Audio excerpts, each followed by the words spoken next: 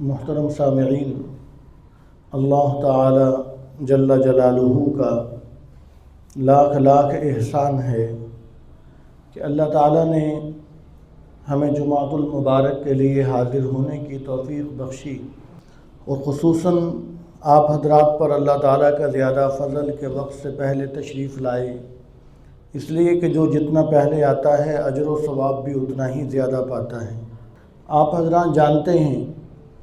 کہ یہ شعبان کا آخری عشرہ چل رہا ہے اور چند دنوں کے بعد رمضان المبارک کا مہینہ شروع ہو رہا ہے۔ تو اللہ تبارک و تعالیٰ کا اپنے بندوں پر خاص انعام ہے کہ اللہ تعالیٰ نے اپنے بندوں کو نوازنے کے لیے بابرکت لمحات بہت زیادہ رکھ دیے۔ ویسے تو ہر لمحہ ہی آدمی بابرکت بنا سکتا ہے، جس لمحے کے اندر آدمی کو نیکی کی، اللہ تعالیٰ کی یاد کی، ذکر تلاوت استغفار کی، درود شریف پڑھنے کی توفیق ہو جائے، وہ لمحہ ہی بابرکت ہے، جس کو کہا گیا کہ ہر شب شب قدر است اگر قدر بدانی، کہ تو اگر قدر جان لے تو ہر رات ہی تیرے لیے شب قدر ہے۔ تو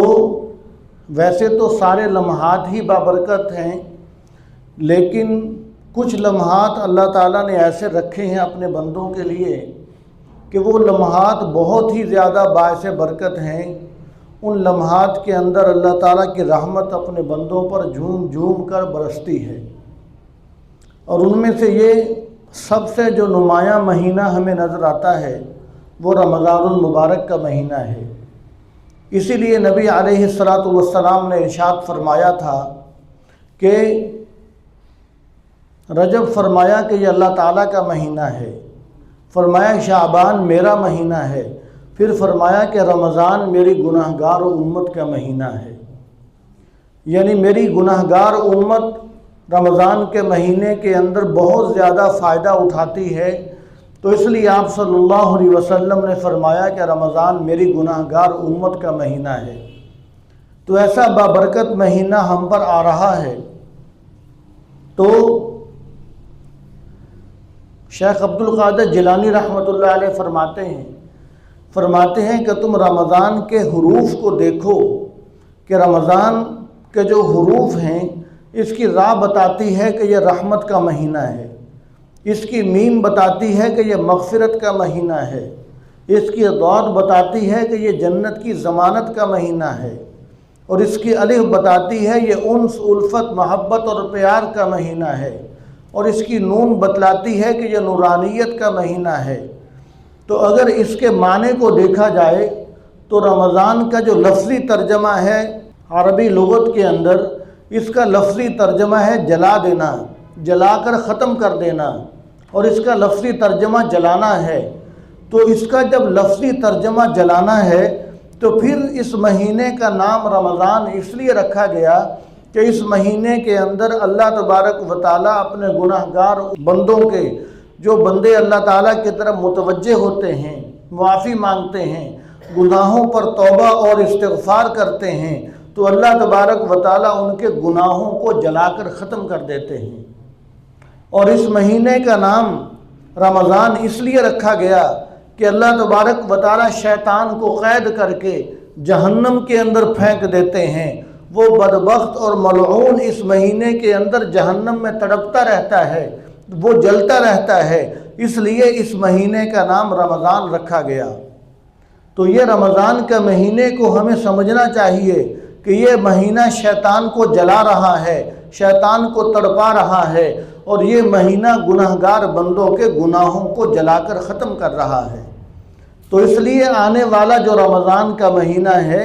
اس کے لیے ہمیں ابھی سے تیاری کرنی چاہیے۔ اور یہ مہینہ،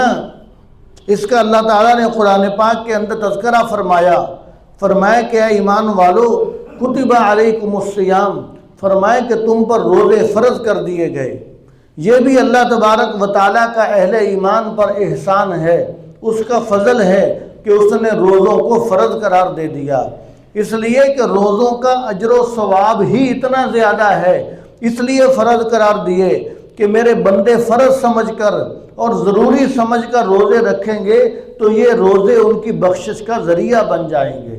تو اس لیے اللہ تبارک و تعالیٰ نے اختیار نہیں دیا کہ میرے بندو تمہیں اختیار ہے، تمہارا جی چاہے تو تم رکھو ثواب ہوگا، اگر نہ رکھو تو کوئی گناہ نہیں ہوگا، ایسا معاملہ نہیں فرمایا۔ یہ بھی اللہ تبارک و تعالیٰ کا احسان ہے کہ اللہ تعالیٰ نے روزوں کو فرض عین اور لازم قرار دے دیا کہ تم نے ہر حال میں رکھنے ہی رکھنے ہیں تاکہ یہ روزے تمہاری بخشش کا ذریعہ بن جائیں۔ اور پھر ارشاد فرمایا کہ کما کتب علی الذین من قبلکم، فرمایا کہ یہ نہ سمجھنا کہ روزے شاید ہمارے لیے ہے، ہمیں مشقت میں ڈال دیا گیا۔ فرمایا کہ تم میں سے پہلے لوگوں نے بھی روزے رکھے ہیں، لیکن تم اپنی فضیلت کو سمجھو، اے امت محمدیہ صلی اللہ علیہ وسلم، تم اپنی فضیلت کو سمجھو، اپنی فضیلت کو پہچانو۔ روزے تو پہلی امتوں نے بھی رکھے ہیں، لیکن اللہ نے کسی کو رمضان کا مہینہ نہیں دیا۔ اللہ تبارک و تعالیٰ نے رمضان اس امت کے لیے حضور کے صدقے سے سنبھال کر رکھا ہوا تھا۔ حضرت نوح علیہ السلام نے عاشورہ کا روزہ رکھا ہے، حضرت آدم علیہ السلام نے ایام 20 کے روزے رکھے ہیں، حضرت موسیٰ علیہ السلام نے 40 روزے رکھے ہیں جب کوہ طور پر گئے تھے، حضرت عیسیٰ علیہ السلام نے 2 مہینے کے روزے رکھے ہیں، حضرت داؤد علیہ السلام 1 دن چھوڑ کر 1 دن روزہ تواتر کے ساتھ روزہ رکھا کرتے تھے۔ تو اس طرح پہلے انبیاء علیہ السلام نے، پہلی امتوں نے بھی روزے رکھے، لیکن رمضان اللہ تعالیٰ نے کسی کو نہیں دیا، رمضان اس امت کے لیے سنبھال کر رکھا۔ اور پھر اللہ تعالیٰ نے اس میں ہمیں یہ بھی سمجھا دیا کہ یہ سلسلہ روزوں والا شروع سے چلتا آ رہا ہے، لہٰذا تم روزے رکھ کر یہ نہ سمجھنا کہ شاید ہمارے لیے یہ مشقت ہے، یہ مشقتیں شروع سے ہیں، یہ مشقت عارضی مشقت ہے جو کہ عنقریب ختم ہو جانے والی ہے۔ اب پچھلا رمضان تو بہت دور کی بات ہے، پچھلا رمضان تو بہت دور کی بات ہے، تو جس نے روزہ رکھا ہو تو 1 دن کے بعد بھی اس سے پوچھا جائے کہ کل تو نے جو روزہ رکھا تھا تجھے اس کی پیاس، اس کی بھوک، اس کی مشقت کچھ یاد ہے؟ وہ کہتا ہے کہ مجھے کچھ بھی یاد نہیں ہے۔ تو نیک عمل کی مشقت اور جو تکلیف ہے وہ ختم ہو جاتی ہے، لیکن جو اس پر اجر و ثواب اللہ تعالیٰ کی طرف سے ملتا ہے وہ ہمیشہ باقی رہتا ہے۔ انسان بھول جاتا ہے، قیامت کے دن ہوگا، اللہ کے دربار میں آئے گا، انسان کو یاد ہی نہیں ہوگا کہ میں نے یہ عمل بھی کیا تھا، میں نے یہ عمل بھی کیا تھا۔ جب اس عمل پر ایک عمل پر اجر و ثواب دیکھے گا تو انسان حیران رہ جائے گا، میں نے تو نیک کام کیا، عمل کیا، بھول گیا، لیکن اللہ تبارک و تعالیٰ کے ہاں کوئی چیز بھی بھولنے والی نہیں ہے، اللہ تبارک و تعالیٰ کے ہاں کچھ بھی رہنے والا نہیں ہے۔ اللہ تبارک و تعالیٰ تو ہر چیز کا پورا اجر و ثواب دینے والے ہیں۔ اللہ تعالیٰ کی ذات جو ہے وہ بہت قدردان ذات ہے۔ اللہ تبارک و تعالیٰ تھوڑے پر بہت زیادہ نوازنے والے ہیں، اس لیے عمل کی مشقت تو بھول جاتی ہے، لیکن عمل پر جو اجر و ثواب اللہ تبارک و تعالیٰ کی طرف سے ملتا ہے وہ باقی رہتا ہے۔ اور پھر جو روزے کو اللہ تبارک و تعالیٰ نے فرض قرار دیا تو ارشاد فرمایا کہ لعلکم تتقون، فرمایا کہ ہم نے روزے اس لیے فرض کیے ہیں تاکہ تم پرہیزگار بن جاؤ، فرمایا کہ تاکہ تم متقی بن جاؤ، اس لیے کہ تقوی جو ہے اللہ تبارک و تعالیٰ کا ڈر، اللہ تعالیٰ کا خوف کہ مجھے میرا اللہ دیکھ رہا ہے، یہ ہر مومن کا ہتھیار ہے، یہ ہر مومن کے پاس ہر وقت ہونا چاہیے۔ جس کے پاس تقوی نہیں ہے، جس کو اس بات کا ڈر نہیں ہے کہ اللہ تبارک و تعالیٰ مجھے دیکھ رہے ہیں، تو اس کے لیے ہر گناہ کرنا آسان ہو جاتا ہے، اس کے لیے ہر قسم کا گناہ کرنا آسان ہو جاتا ہے، اس لیے کہ اس کے دل سے اللہ تبارک و تعالیٰ کا ڈر ختم ہو گیا، اس کے دل سے اللہ تبارک و تعالیٰ کا خوف ختم ہو گیا۔ تو اس لیے فرمایا کہ ہم نے روزے فرض کیے تاکہ تم متقی بن جاؤ، پرہیزگار بن جاؤ۔ اب دیکھیے کہ روزے کی حالت میں آدمی کتنا بڑا متقی پرہیزگار بنا ہوا ہوتا ہے۔ اب دیکھیے اس کے روزے دار کے تقوی کا لیول دیکھیے کہ وہ کتنے اعلیٰ درجے کا متقی ہے، خواہ وہ نمازوں کی پابندی کرنے والا ہے یا نہیں ہے، خواہ اس کے چہرے پر داڑھی ہے یا نہیں ہے، خواہ اس کا سر ڈھکا ہوا ہے یا نہیں ہے، خواہ اس کے شلوار ٹخنوں سے اوپر ہے یا نہیں ہے، لیکن روزے دار ہے، بس اتنی بات ہے کہ وہ روزے دار ہے، اس کے تقوی کا لیول دیکھیے کہ جب روزہ دار روزے کی حالت میں ہوتا ہے وہ اس طرح اللہ تبارک و تعالیٰ کو حاضر ناظر سمجھتا ہے کہ اگر وضو کرتے وقت کلی کرتے ہوئے جتنا پانی منہ میں ڈالتا ہے بڑی ایمانداری کے ساتھ سارا پانی نکال کر باہر پھینک دیتا ہے، ایک قطرہ بھی حلق سے نیچے نہیں جانے دیتا، اس لیے کہ اس وقت اس کا اور اللہ تعالیٰ کا معاملہ ہوتا ہے اور وہ جانتا ہے کہ میرا اللہ مجھے دیکھ رہا ہے۔ تو یہ کتنا اعلیٰ درجے کا تقویٰ ہے کہ روزے دار اس وقت اس بات کا یقین کیے ہوئے ہے کہ اللہ تبارک و تعالیٰ مجھے دیکھ رہا ہے۔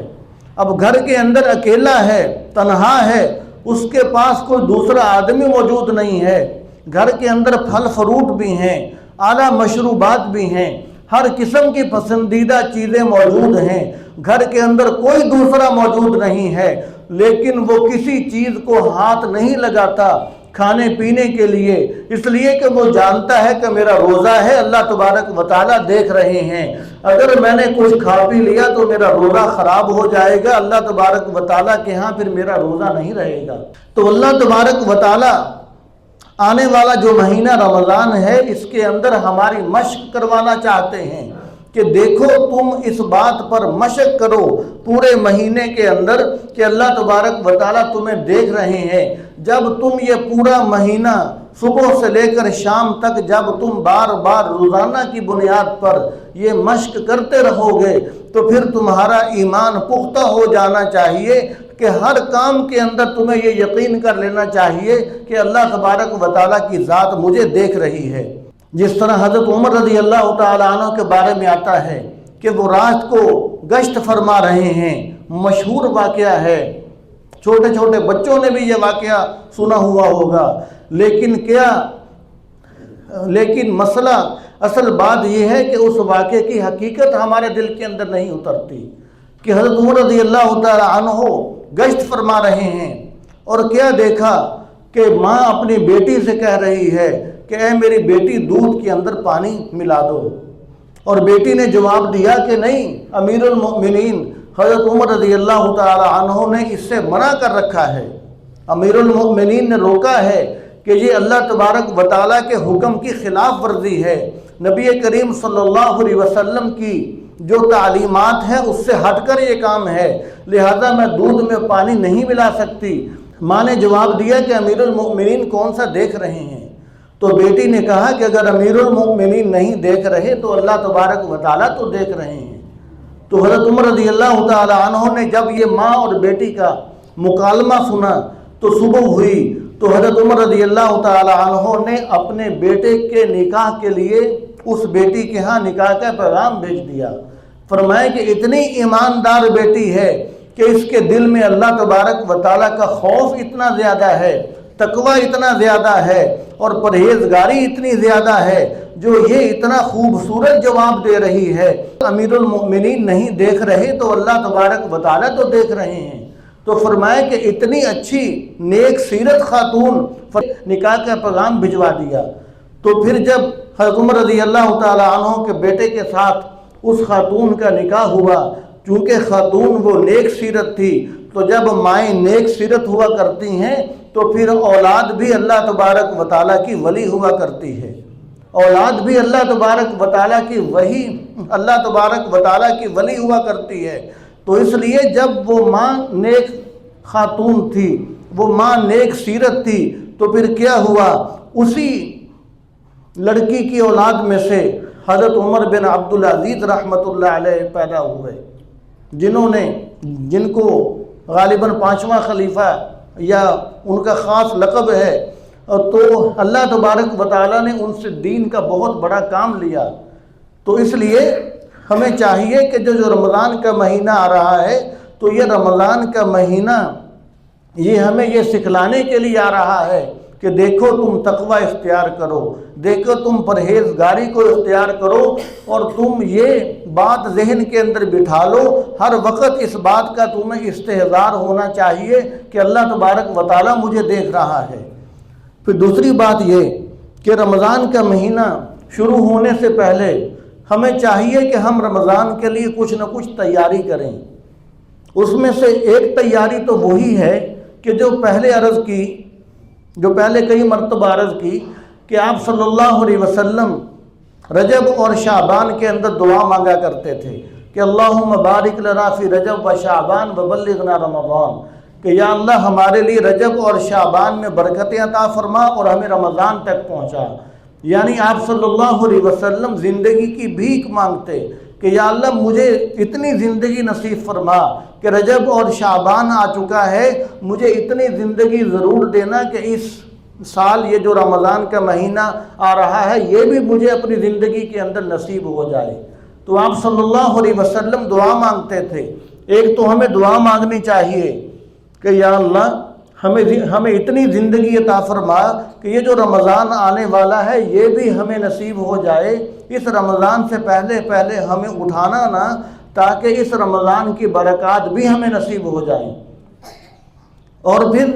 ہمیں دوسرا کام یہ کرنا چاہیے کہ گھر کے اندر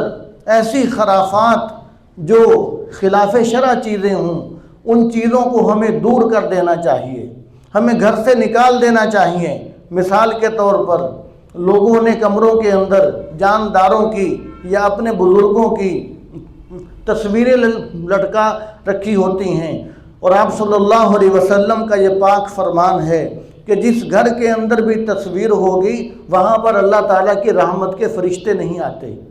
تو لہٰذا ایسی تصویر کے جو کاغذ کے اوپر ہو، جو کسی کپڑے کے اوپر ہو یا کسی دیوار وغیرہ کے اوپر ہو، جو ہر وقت سامنے نمایاں رہتی ہے، تو ایسی تصویر کے بارے میں شریعت نے سختی سے منع فرمایا۔ آپ صلی اللہ علیہ وسلم نے ارشاد فرمایا کہ وہاں پر اللہ تعالیٰ کی رحمت کے فرشتے نہیں آتے۔ تو لہٰذا ایک تو یہ کرنا چاہیے کہ اگر گھر کے اندر کوئی ایسے تصویریں وغیرہ لٹکا رکھی ہیں تو صرف رمضان کے لیے نہیں، ان کو ہمیشہ کے لیے گھر سے نکال دینا چاہیے، اس لیے کہ ہمیں صرف رمضان کے مہینے میں اللہ تعالیٰ کی رحمت نہیں چاہیے، ہمیں ہمیشہ کے لیے اللہ تعالیٰ کی رحمت کی ضرورت ہے۔ تو ہمیں ہمیشہ اس چیز کی ضرورت ہے کہ اللہ تبارک و تعالیٰ کی رحمت اور اس کی رحمت کے فرشتے ہماری طرف متوجہ رہیں۔ ایک تو یہ کام کرنا چاہیے۔ پھر دوسرا یہ کرنا چاہیے کہ رمضان کا مہینہ شروع ہونے سے پہلے ہم اپنی خریداری وغیرہ جو ہے وہ مکمل کر لیں۔ جو رمضان کی خریداری ہے وہ بھی ہم مکمل کر لیں، اور جو عید کی خریداری ہے وہ بھی ہم رمضان سے پہلے مکمل کر لیں، تاکہ جب رمضان کا مہینہ شروع ہو تو ہمارا بازار کا کوئی کام نہ ہو، خریداری وغیرہ کا کوئی کام ہمارا نہ ہو بازار جانے کا، تاکہ ہم سکون اور اطمینان کے ساتھ ہم رمضان گزاریں۔ تو ایک تو ہمیں اس بات کی بھی کوشش کر لینی چاہیے کہ عید کی خریداری اور جو رمضان کی خریداری ہے رمضان سے پہلے ہم پوری کر لیں، تاکہ رمضان کے مہینے میں بہت مجبوری ہو تو آدمی باہر جائے، ورنہ آدمی کوشش کرے کہ زیادہ سے زیادہ اللہ تبارک و تعالیٰ کی عبادت کے اندر اور خیر کے کاموں کے اندر، نیک کاموں کے اندر آدمی مصروف رہے۔ دوسرا یہ ہمیں کرنا چاہیے کہ رمضان سے پہلے اگر آپس کی کوئی ناراضگیاں ہوں تو وہ ناراضگیاں بھی ہمیں دور کر لینی چاہیے، اس لیے کہ جو اللہ تبارک و تعالیٰ کی رضا کے لیے ناراضگی کو دور کر لیتا ہے اور خود حق پر ہوتے ہوئے بھی چھوڑ دیتا ہے، اس کے ساتھ زیادتی ہو رہی ہے، ظلم ہو رہا ہے، خود حق پر ہے تو حق پر ہوتے ہوئے بھی اپنے حق کو چھوڑ دیتا ہے، معاف کر دیتا ہے، درگزر کر دیتا ہے۔ حضور صلی اللہ علیہ وسلم نے ارشاد فرمایا کہ میں اس کے لیے ضمانت دیتا ہوں کہ اللہ تبارک و تعالیٰ سے اس کو میں جنت کے درمیان کے اندر محل لے کر دوں گا۔ یہ آپ صلی اللہ علیہ وسلم نے اس بات کی ضمانت دی ہے۔ ہم اگر ان ناراضگیوں کو،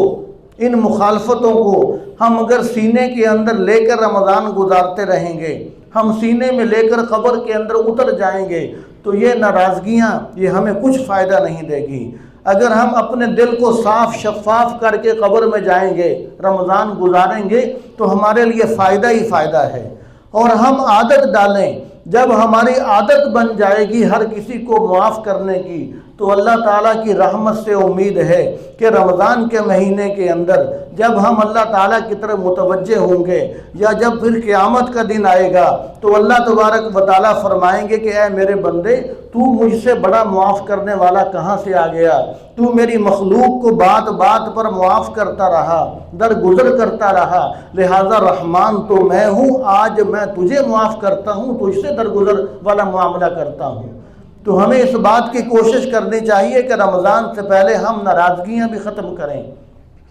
پھر دوسرا یہ کہ ہم اس بات کی کوشش کریں کہ رمضان سے پہلے کہ اگر ہم نے کسی کے حقوق دبا رکھے ہیں تو ہم ان کے حقوق ادا کر دیں۔ مثال کے طور پر ہم نے کسی کے حقوق دبائے ہیں، تو اگر ہم فوری دے نہیں سکتے تو کم از کم ان سے ہم وعدہ کر لیں، ان سے ملاقات کر لیں، ان کو ہم اطمینان کے اندر لے لیں کہ آپ ہمیں معاف کرنا، یہ اتنا حق میرے ذمہ ہے، میں مانتا ہوں، انشاءاللہ ان قریب تھوڑا تھوڑا کر کے میں ضرور واپس کروں گا۔ تو رمضان سے پہلے ہمیں یہ کام بھی کرنا چاہیے، اس لیے کہ جو حقوق العباد والا معاملہ ہے یہ رمضان کے اندر کوئی معاف نہیں ہو جائے گا۔ اب ہم سمجھیں کہ یہ رمضان آ رہا ہے، ہم نے تراویح بھی پڑھنی ہے، ہم نے روزے بھی رکھنے ہیں، ہم نے صبح و شام دن رات تلاوتیں بھی کرنی ہے، ذکر اذکار بھی کرنا ہے، پھر آخری عشرے کے اندر ہم اعتکاف بھی بیٹھ جائیں گے۔ تو ہمیں یہ سمجھنا چاہیے کہ یہ جتنی چیزیں ہیں ان تمام چیزوں کا تعلق صرف اور صرف عبادات کے ساتھ ہے۔ یہ عبادات پورا دین نہیں ہے، یہ صرف دین کا ایک حصہ ہے۔ معاملات بھی مستقل دین ہے، معاملات بھی دین ہے، اور معاشرت بھی دین ہے، عقائد، اخلاقیات، یہ تمام چیزیں دین کے حصے ہیں۔ اور اللہ تعالیٰ نے تو ہمیں حکم دیا ہے کہ ادخلوا فی السلم کافہ، کہ تم اسلام میں پورے کے پورے داخل ہو جاؤ۔ صرف یہ نہیں کہ آدمی رمضان کے اندر عبادات کر کے یہ سمجھے کہ میں بس بہت نیک بن گیا، اس سے آدمی نیک نہیں بنتا جب تک اگر حقوق العباد کسی کے دبائے ہوئے ہیں، بہنوں کی وراثت کا حصہ دبایا ہوا ہے، کسی کی زمینیں دبائی ہوئی ہیں، تو یہ چیزیں بھی ہمیں یہ بخشش کے لیے اللہ تبارک و تعالیٰ کے ہاں سرخرو ہونے کے لیے یہ چیزیں بھی ضروری ہیں۔ اور آخر میں آخری بات یہ کہ عموماً لوگوں کے اندر یہ دیکھا جاتا ہے کہ جب رمضان کا مہینہ شروع ہوتا ہے تو رمضان کا مہینہ شروع ہوتے ہی لوگ اپنے روزوں کے فدیے دینا شروع کر دیتے ہیں۔ یہاں تک کہ اچھے بھلے نوجوانوں کو بھی دیکھا گیا کہ رمضان کا مہینہ شروع ہوتا ہے اور کوئی تھوڑی بہت بیماری ہوتی ہے تو اس بیماری کا بہانہ بنا کر اپنے روزوں کا فدیے دینے شروع کر دیتے ہیں۔ تو اس معاملے کے اندر بھی ہمیں سمجھنا چاہیے، ہم یہ تو جا کر پوچھتے ہیں علماء سے، ہم مفتیان کرام سے یہ تو پوچھتے ہیں کہ جی روزوں کا فدیہ کتنا بنتا ہے، کاش کہ ہم یہ بھی پوچھنے والے بن جائیں کہ ہم روزوں کا فدیہ دے بھی سکتے ہیں کہ نہیں دے سکتے، کہ ہم نے روزے رکھنے ہیں یا ہم نے فدیہ دینا ہے، اور اگر فدیہ دینا ہے تو وہ کس صورت میں دینا ہے، اس بارے میں بھی ہمیں فکر کرنی چاہیے۔ اور ہمیں یہ مسئلہ سمجھنا چاہیے کہ جو کوئی رمضان کے اندر بیمار ہے وہ روزوں کا فدیہ بالکل نہیں دے سکتا، اس پر لازم ہے کہ رمضان گزرنے کے بعد وہ ان روزوں کی قضا کرے گا۔ رمضان گزرنے کے بعد جب وہ صحت مند ہو جائے گا، جب اللہ تبارک و تعالیٰ اس کو شفا دے دیں گے تو پھر اس پر لازم ہے کہ وہ روزوں کی قضا کرے۔ یہ نہیں کہ جی میں بیمار ہوں، میں ہاسپٹل کے اندر ہوں، میں داخل ہوں، میرا آپریشن ہوا ہے، مجھے یہ بیماری ہے لہذا میں نے اپنے روزے کا فدیہ دے دیا، بس اب معاملہ رفع دفع ہو گیا۔ اس طرح فدیہ ادا ہی نہیں ہوتا۔ لہذا یہ لازم ہے کہ جب آدمی صحت مند ہو جائے یہ روزے کا فدیہ نہیں دے سکتا، لازم ہے کہ جب یہ صحت مند ہو جائے گا، تندرست ہو جائے گا تو پھر یہ ان روزوں کی قضا کرے گا۔ تو اب فدیہ کون دے سکتا ہے؟ فدیہ وہ شخص دے سکتا ہے کہ جو اتنا بوڑھا ہو چکا ہے، اتنا کمزور ہو چکا ہے کہ اب اس کے صحت مند ہونے کی کوئی امید ہی نہیں ہے، یعنی اتنے بڑھاپے کی حالت میں جا چکا ہے کہ اب بظاہر کوئی امید ہی نظر نہیں آتی کہ یہ سال کے اندر دوبارہ روزہ رکھنے کے قابل ہو جائے گا، تو ایسا شخص اپنے روزے کا فدیہ دے، ایسا شخص اپنے روزے کا فدیہ دے سکتا ہے۔ یا کوئی شخص کسی ایسی بیماری کے اندر مبتلا ہو گیا کہ وہ بعد میں اس کے صحت مند ہونے کی امید ہی نہیں ہے کہ یہ سال کے اندر دوبارہ اگلے رمضان سے پہلے یا کبھی بھی یہ اب روزے رکھنے کے قابل ہو ہی نہیں سکتا، تو ایسا شخص اپنے روزے کا فدیہ دے سکتا ہے، ورنہ آدمی روزے کا فدیہ نہیں دے سکتا۔ اس پر لازم ہے کہ جب رمضان گزر جائے تو بعد میں اپنے روزوں کی وہ قضا کرے گا، اس پر لازم ہے۔ پھر دوسرا یہ کہ رمضان گزرنے کے بعد ضروری تو نہیں ہے کہ لگاتار پورے مہینے روزے رکھے گا۔ اب مثال کے طور پر اب 30 روزے ہمارے ذمے ہیں، مثال کے طور پر کسی کے ذمے 30 روزے ہیں، تو وہ رمضان کے بعد یہ کوشش کر لے کہ 2-3 دنوں کے بعد ایک روزہ رکھ لے، پھر 2-3 دن جب گزر جائیں پھر ایک روزہ رکھے، تو اس طرح اس پر لازم ہے کہ اپنے روزوں کی قضا کرے۔ اللہ تبارک و تعالیٰ کا حکم یہ نہیں ہے کہ بس رمضان آئے فدیہ دے دو سائیڈ پر ہو جاؤ، بلکہ اگر کوئی بیماری ہے عذر ہے تو پھر بعد میں اس کے لیے قضا کرنا ضروری ہے۔ تو پھر یہ کون فیصلہ کرے گا کہ جی میں نے بس وقت بھی 2-3 منٹ اوپر ہو چکا، لیکن یہ بات ضروری، ہاں جی یہ بات اصل میں ضروری ہے۔ پھر یہ کون فیصلہ کرے گا، یہ کون فیصلہ کرے گا کہ میں نے روزہ رکھنا ہے یا فدیہ دینا ہے؟ تو میری بیماری اس لیول کی ہے کہ ہے یا نہیں ہے، تو یہ کسی دیندار ڈاکٹر سے مشورہ کیا جائے، صرف ڈاکٹر سے نہیں بلکہ دیندار ڈاکٹر سے، جو اللہ تبارک و تعالیٰ کے حکم کی اہمیت کو جانتا ہو، جو اللہ تبارک و تعالیٰ کے حکم کی اہمیت کو جانتا ہو، جو روزے کی اہمیت کو جانتا ہو، جو ڈاکٹر خود بھی روزہ رکھنے والا ہو۔ تو جو ڈاکٹر خود بھی روزہ رکھتا ہے اور روزے کی اہمیت کو جانتا ہے، اللہ تبارک و تعالیٰ کے حکم کو جانتا ہے، تو اس سے پوچھا جائے گا کہ جی میں ابھی روزہ رکھوں یا یہ بعد میں قضا کروں۔ تو اس لیے اس بات کی ضرور کوشش کی جائے۔ یہ ایک ماحول غلط ہے کہ جب رمضان شروع ہوتا ہے تو لوگ روزوں کا فدیہ دے کر بس الگ ہو جاتے ہیں کہ جی ہم نے اپنے روزوں کا فدیہ دے دیا۔ تو ہمیں اس بات سے بہت زیادہ بچنے کی ضرورت ہے۔ تو دعا ہے کہ اللہ تعالیٰ مجھے آپ کو ہم سب کو اس پر عمل کرنے کی توفیق عطا فرمائے۔